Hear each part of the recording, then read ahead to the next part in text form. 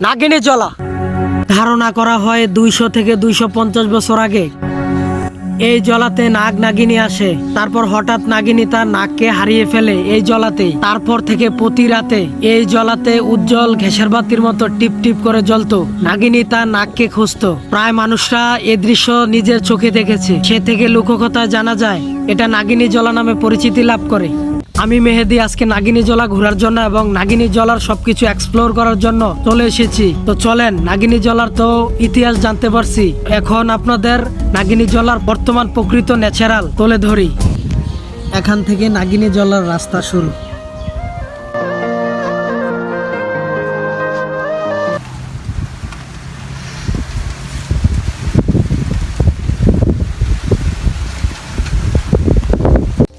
এটা হচ্ছে নাগিনী জলার ফিল্ড।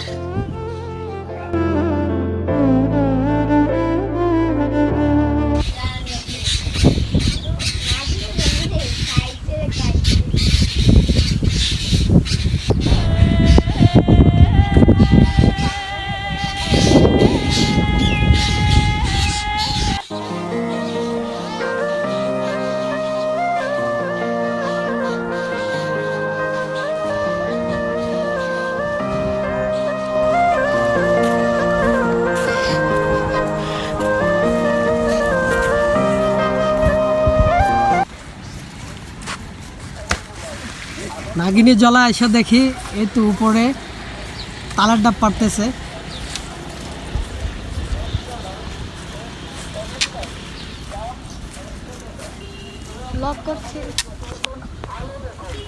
এই যে একজন তালার ডাব পারতেছে নাগিনী জলা থেকে।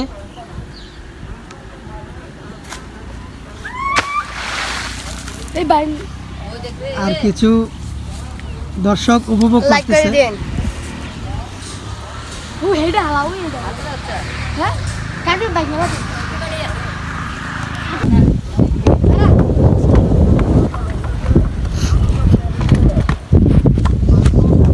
নাগিনী জলার ছেলেগুলা অনেক মিশুক, ওদের সাথে অনেক মজা মাস্তি করলাম।